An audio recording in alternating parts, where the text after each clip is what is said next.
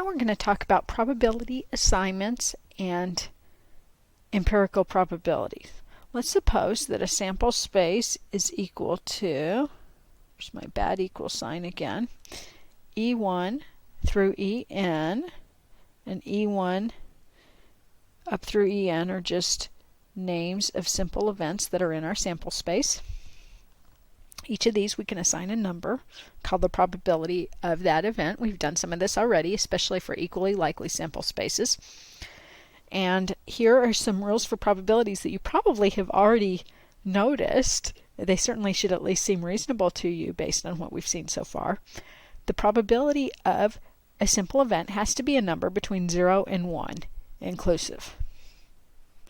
The probabilities of all the simple events in the sample space must add up to 1. So if we take the first one plus the second one plus keep going, add them all up, we have to end up with a total of 1. And remember, the event and the complement together have to make up the entire sample space. Remember how the probability of the event and the probability of the complement added up to 1? And so when we subtracted 1, when we took 1 and subtracted the probability of the event, that would give us the probability of the complement. So this fits right in. A probability assignment that meets these conditions is called an acceptable probability assignment. A probability assignment that doesn't meet these is unacceptable and sometimes called impossible. If we make a probability assignment that reflects the actual or expected percentage of times a simple event occurs, is called reasonable. In other words, we call it reasonable if it makes sense based on the real world. Let's roll a single die, and I'm going to create a probability assignment. Let's suppose that the probability of getting a 1 is 0.75. The probability of getting a 2 is 0.25. And let's suppose that the probability of all the other numbers is 0. What this is saying is that getting a 3, 4, 5, and 6 is impossible. We call those impossible events. Okay, so is this an acceptable probability assignment?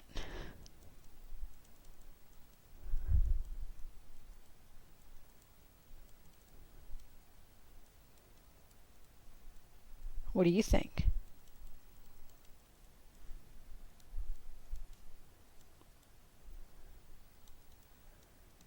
Yes, it is. Okay, now is this a reasonable probability assignment? Sorry, just went off the screen. No, I would say not, unless we have a loaded die in which it's impossible for 3, 4, 5, and 6 to come up. We normally would expect all of the probabilities to be the same for all the outcomes. In other words, it would be an equally likely sample space. So this, I would say, is acceptable, but not reasonable.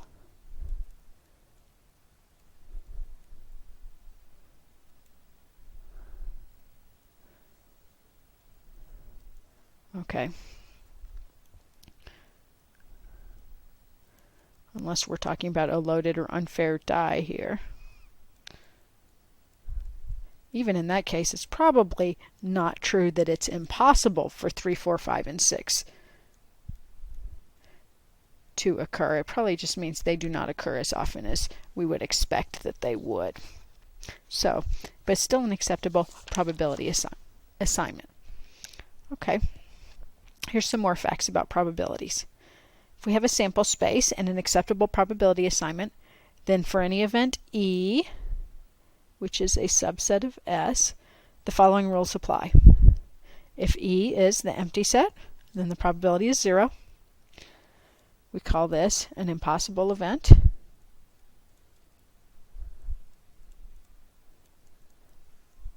If it's a simple event, then we get it from the original probability assignment. If it's a compound event, meaning it has several outcomes in it, then we get it by adding up the probabilities of all the simple events. If the event is the whole sample space, then the probability is 1. We call that a certain event. And there are two general ways to assign probabilities. Before we get to those, just notice the general idea is that we set up a sample space, assign the acceptable probabilities to each simple event. P of E is the sum of all the probabilities in the simple events. We've really been doing this already because let's suppose we roll a single die. Whoops.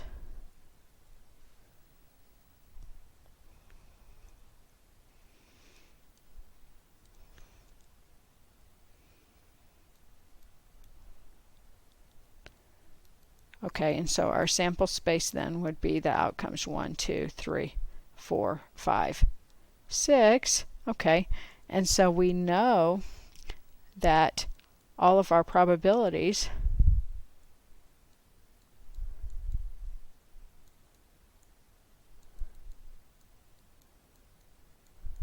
are going to be 1, 6 because everything's equally likely. And so if we wanted to figure out the probability of getting a 1 or a 2, what do? Well, we take the probability of the 1 and the probability of the 2 and add them up, so we get 1, 6 plus 1, 6, which is 2, 6, which you already knew how to do, right? So you've used this process before, just not quite so formally. Okay, but that's the idea. Now, how do we decide what the acceptable probabilities are for each event? Well, here we just reasoned that all the outcomes should be equally likely, and so the probability of each of them is going to be 1, 6. What we use there is the theoretical way of assigning probabilities. We did not do any experiments. We did not roll a bunch of die. We used assumptions and reasoning. Okay, we just reasoned out that all the outcomes should be equally likely. Empirical, we use results of actual experiments. And so we're going to use the relative frequencies that we get in our experiment to calculate the probabilities. And here's the idea. You take the number of times your event occurs, divide it by the total number of trials, and you come up with a probability. Notice that this is going to stay between 0 and 1 inclusive. Let's do a quick example on empirical probability. Let's suppose that we survey 134 students at our college, and we find that 47 of them own an iPod. We want to figure out the probability that a randomly selected student at this college owns an iPod, and also the probability the student does not own an iPod. Okay, so let's say I is our event that the student owns an iPod.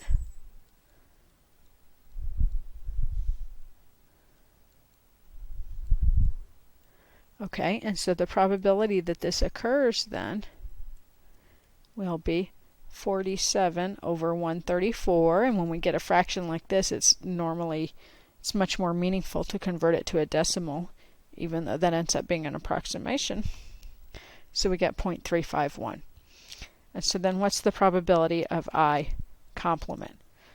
Well, it's going to be 1 minus the probability of I, which will be about 1 minus 0.351, so 0.649.